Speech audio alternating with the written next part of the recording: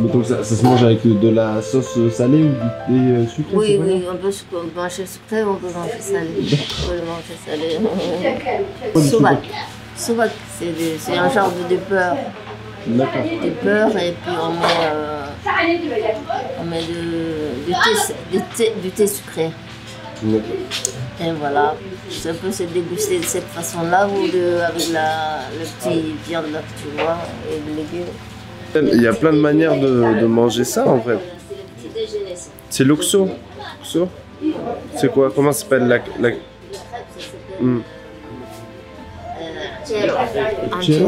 Antero.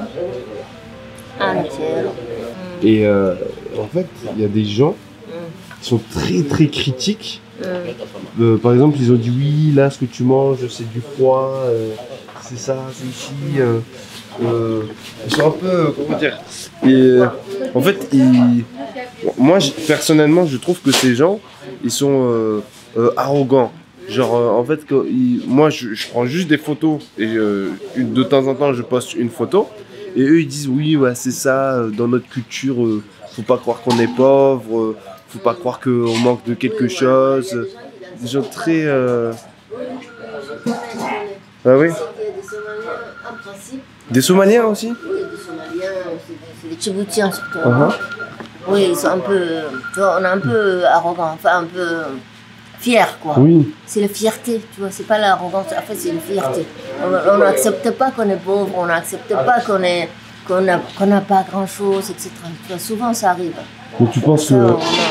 Est-ce que tu penses que ces gens-là ils disent ça parce qu'ils sont jamais venus ici ou parce qu'ils vivent bien? Ouais. Les gens qui n'ont jamais connu des régions pauvres, qui sont toujours vécus un peu aisément. Donc ces gens-là, mais il y en a des gens qui sont un peu pauvres, mais ils n'acceptent pas qu'on l'appelle pauvre. Ils ne veulent pas.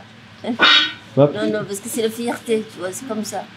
Moi, je comprends sur ça, dans le sens où, franchement, malgré tout ce qu'on a pu voir, moi, je trouve qu'ils n'ont rien à désirer de nous en France.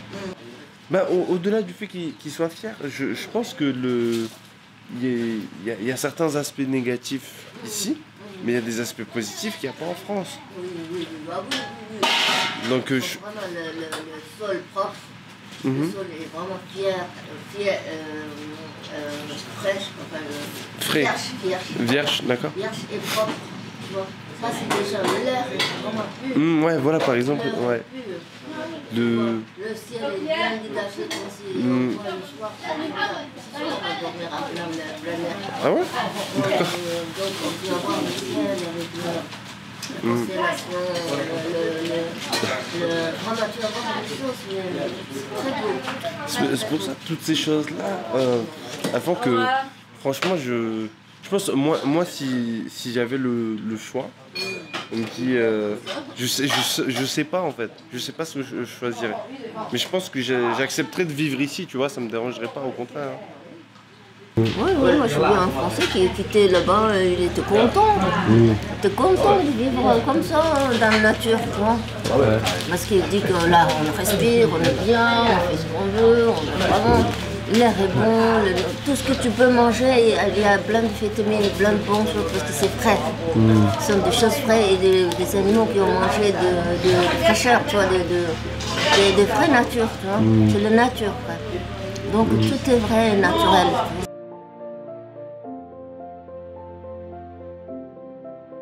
Ok, donc là on a quitté la ville là où on était précédemment.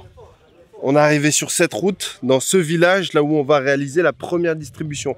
Donc derrière moi, ils sont en train de déposer les colis, puisque vous vous souvenez, le grand camion qui venait de Somalie, il est passé par ici, et il a déposé dans chaque local les denrées alimentaires pour constituer les colis pour tous les bénéficiaires de cet endroit.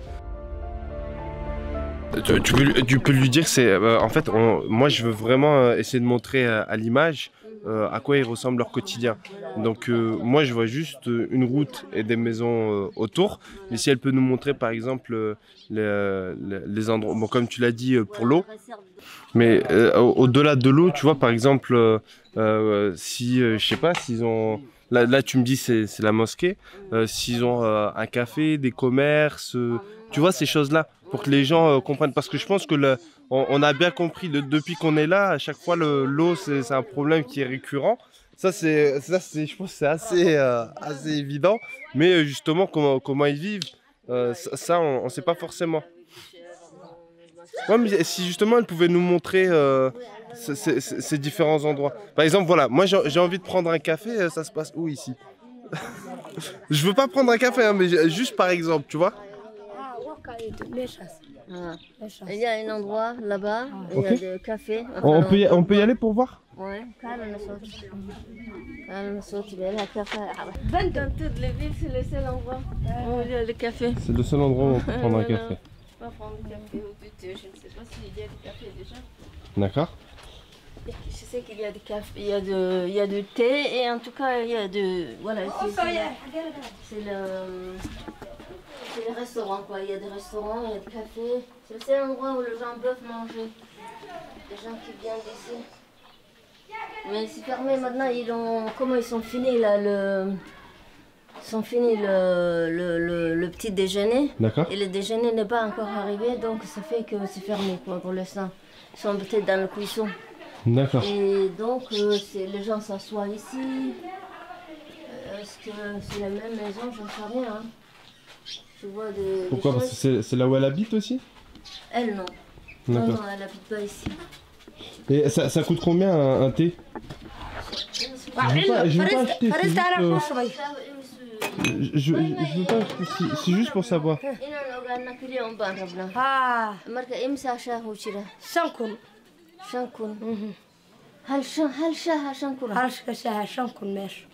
Ça coûte combien?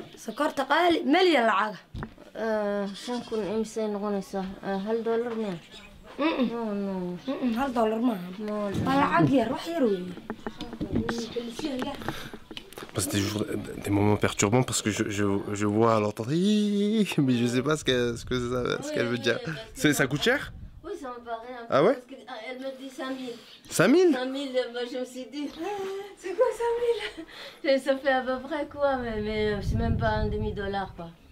50 centimes d'euros? Oui, voilà, c'est 50 centimes. C'est comme dans un distributeur en France. Voilà, quelque chose comme ça. C'est cher donc? Je trouve quand même que c'est pas... Oui. Je trouve quand même que c'est pas donné pour les gens qui sont...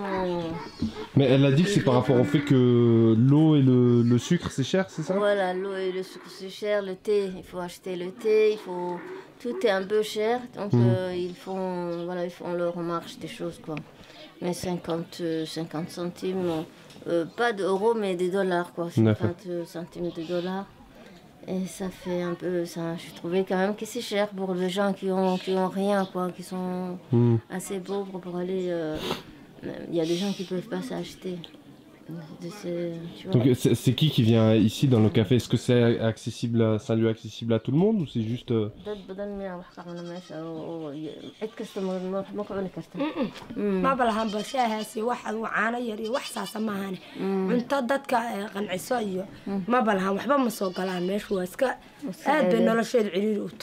Ouais. Elle dit qu'il y a, en fait, il y a pas grand chose. Hein. Il y a le thé, du lait. Enfin, ils vendent aussi du lait. Et il n'y a pas beaucoup de gens qui passent et qui boivent et qui mangent. Alors donc il n'y a pas grand monde qui se sert en fait. Il y a pas, les gens d'ici ils peuvent pas s'acheter. Enfin en gros ils peuvent pas s'acheter. Ils préfèrent acheter un demi-kilo de sucre et le faire chez eux pendant 2 ou 3 fois. Tu vois, pour 2 ou 3 jours. Que venir ici et acheter un verre de thé qui est cher, tu vois. Et donc ça fait qu'il n'y a pas beaucoup de monde qui vient. En fait, c'est pas une ville où il y a... C'est pas de passage. Parce que là, on est tourné de la rue. Est-ce que tu te rappelles, on a quitté la route qui allait à Galadi. On a quitté cette route-là. Donc ça fait que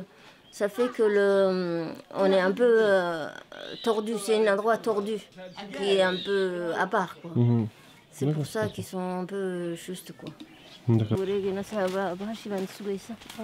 Tu vois, ils font comme toilette, le machin là-bas, là. Tu sais, Ah, c'est les toilettes là-bas? Oui. D'accord. Des genres de toilettes. il y en a un peu partout, tu vois là-bas. C'est des petits cubes là que tu vois un peu partout là. Je sais pas si on va bien le voir à la caméra. C'est le cube là-bas. Salam alaikum. Je peux? Le bébé, regarde comment elle porte le bébé. C'est son enfant? Oui. Regarde comment elle porte le bébé. Il a quel âge? Il me soutire. Abdurrahman بعد علي. يلا شو اسمه؟ Abdurrahman علي بعد علي. Abdurrahman علي وحسي. مركا يلا شيء المهنا يلا شيء. Mais il est né quand ce petit bébé là, il est tout frais là? مسوتيره أفر بلاد. 4 mois. 4 mois? لا يبارك. مايا. هكان أنا قاعد تقولي. قرقاسنا هنا عليات. Ah là ça doit être les toilettes.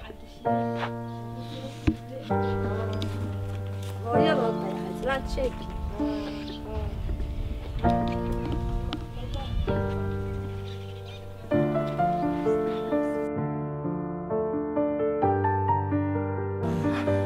Il rigole maintenant, il sourit.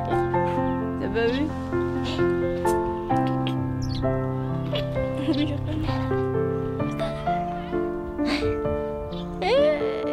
Il sourit.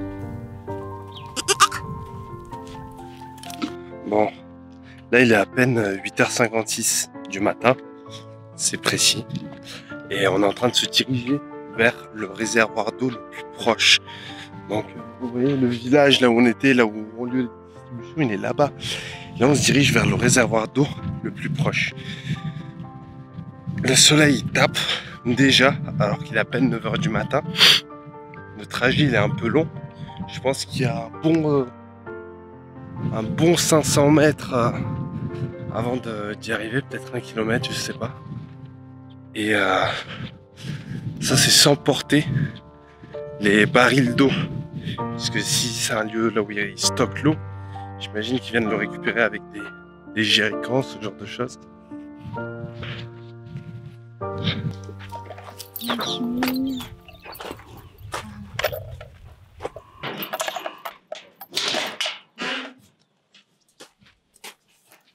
Donc ici, c'est la réserve d'eau. Et c'est là où il approuve le chameau, il approuve les gens s'approuvent pour boire. Et l'eau là, cette eau là d'où ça vient, eh ben, on le transporte avec des citernes qui viennent depuis la ville où on est parti, qui s'appelle Poc. Depuis Poc. Donc il creuse le sol, creuse mais vraiment très profond, et il les cimente, il fait des ciments. Et donc il met cette eau là, tu vois, et les gens ils boivent cette eau là. C'est horrible là comme l'eau, mais après c'est comme ça que c'est ça. Et même ça, parfois c'est sec et il n'arrive pas à trouver même pas ça. Tu vois, parce que là il y a eu le citerne qui a versé l'eau et avec ça ils boivent, ils cuisinent avec, ils boivent, ils cuisinent et les animaux, ils approuvent les animaux avec ça. D'accord. Oh là là, tu pourrais même pas te laver avec. Tu vois, c'est vraiment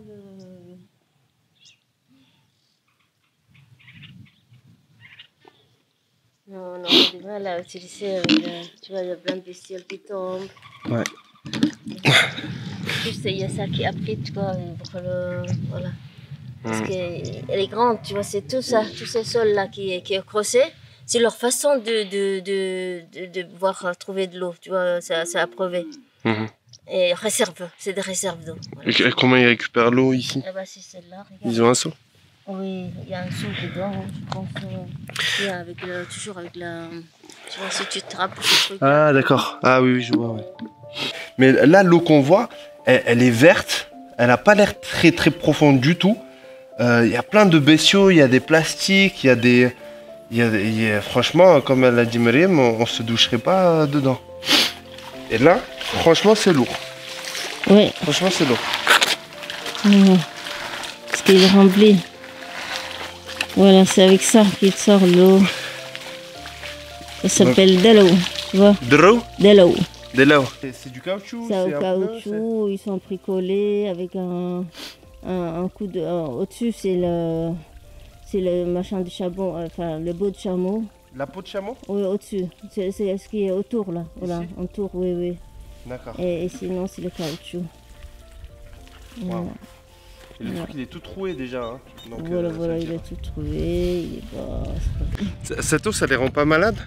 Bah, c'est parce qu'il y a des bestioles qui tombent. Il y a plein de... Comment ça s'appelle là, le moustique qui tombe et qui fait leur bébé.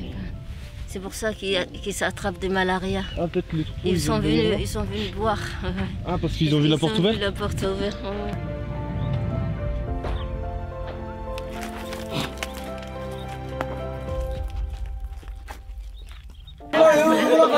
Tu sais, c'est impressionnant cette légèreté en fait. Parce que, je sais pas, ils ont pas grand chose, mais ils sont tellement heureux. C'est.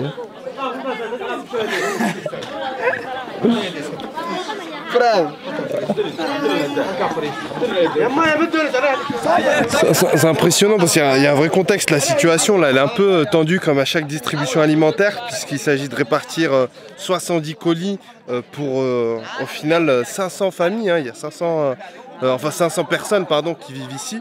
La situation elle est un peu tendue parce qu'il y a des choix à faire. Et voilà, certaines personnes sont mises de côté. Et voir notre chauffeur s'accrocher à un arbre, ça nous montre à quel point c'est important voilà, de prendre quand même du recul vis-à-vis de toute cette situation.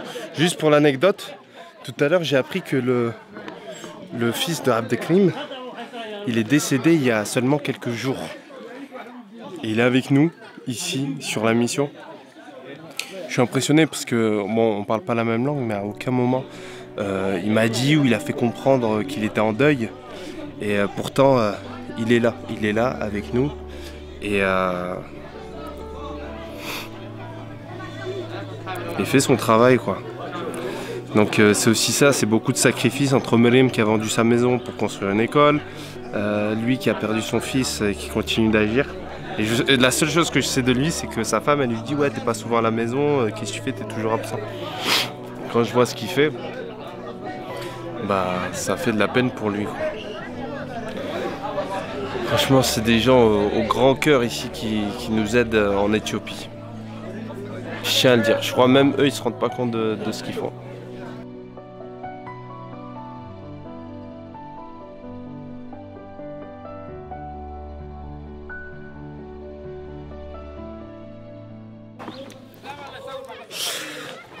On est arrivé dans le deuxième village, deuxième endroit là où on va réaliser les distributions. Donc le soleil commence à taper hyper chaud. Moi je dirais en France avec un soleil comme ça, il serait autour de 14h, 15h. Quoi qu'il tape jamais aussi fort. Là il est 10h51. Ça commence vraiment à piquer.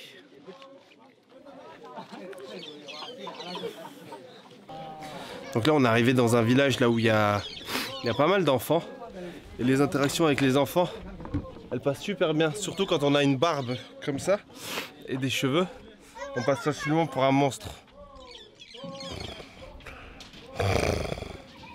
Ce village où il y a plein d'enfants, comme vous pouvez le voir derrière moi, là où les enfants ils sont assez comment dire, dynamiques, frais, actifs, ultra actifs. Après la ligne, moi je bande de tricheurs. Après la ligne. Après la ligne. Samsawewa. 1, 2, 3. Yes.